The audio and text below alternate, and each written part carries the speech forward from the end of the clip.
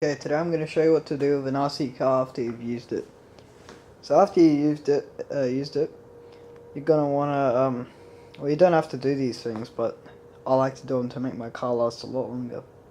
And those things are, take this little cover off the engine, which goes over the cylinder.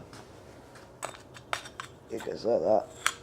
And a lot of the time if you're using it on grass, your cooling fins, you'll get all sorts of stuff like grass in between them and stuff like that, and it will sort of block your engine's cooling capacity.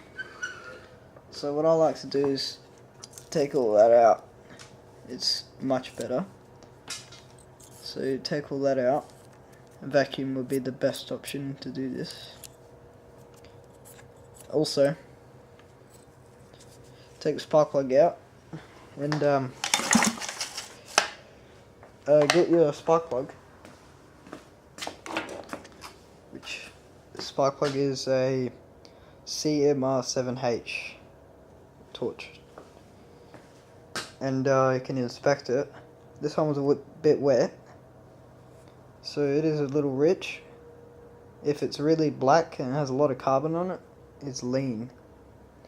So what you do is, to ensure that you have proper spark plug gap, you can use a gapping tool, but I do have one, but I'm not going to go into that now. But put it into the lead, make sure it's in properly, and hold it to the engine, ground it on the engine, and then pull the cord and watch for spark. I don't know if you can see, but it's got spark.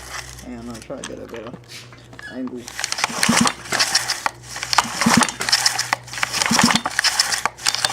So the spark plug is sparking quite well actually, so my spark plug is alright. Another thing, you also want to make sure your carb is tuned properly. So you have those two screws there.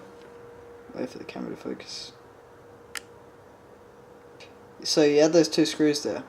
The one, I think, on the left is a fuel screw, and the one on the right is a air screw, and the one on the bottom there is a idle speed screw. And this little thing here, that's your throttle. It's your throttle, and there's your stop button there. That's your stop button, and there's your air filter. Always want to make sure that your air filter is clean. So you only need one tool to clean that. And that is a simple old screwdriver. It's a Phillips head.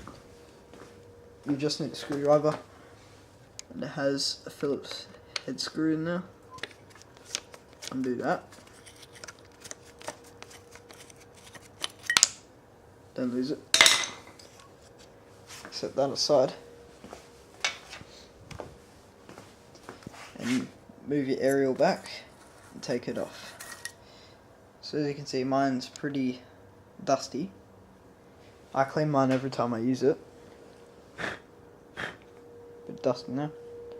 It's the filter cover. Now usually you use filter oil here.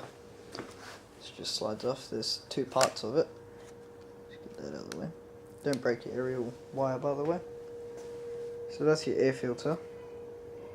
It comes up in two parts. One's the inner core. Hard to do with one hand. Let's see if I can get it out for you.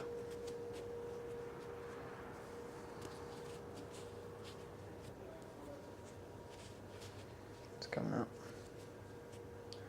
So in this case, both of my filter cores are dirty. Now you can soak these underwater, but make sure they're dry before you put them back on. What I like to do is get an air compressor and blow them out, but obviously it's too late to do that. So what you can do is just get a rag and rub them onto that and rub all the dust off, and then spray a bit of WD-40 on them to stop any really fine dust from going into your engine. which would have a hard time getting past all this stuff, but just squeeze it, maybe it might become a bit clearer. So yeah, also make sure you're working on this, put something over it, because you don't want stuff going inside your engine.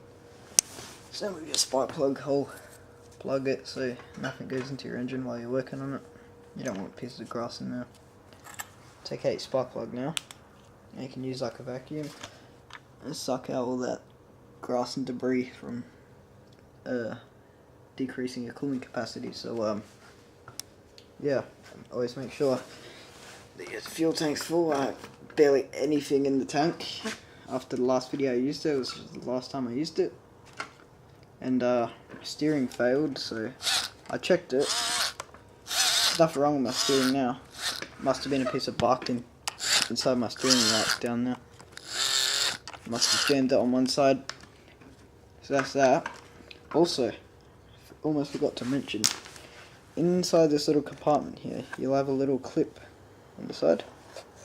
Pull it out. It's kind of hard to do, it's so small. That's what it looks like. Take that out. Don't lose it.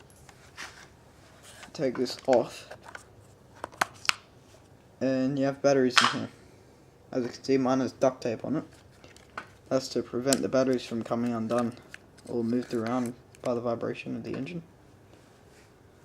So always make sure that these have decent power in them, or else if they don't, you could probably lose control. You need something like a battery tester or a multimeter, which is this type of thing,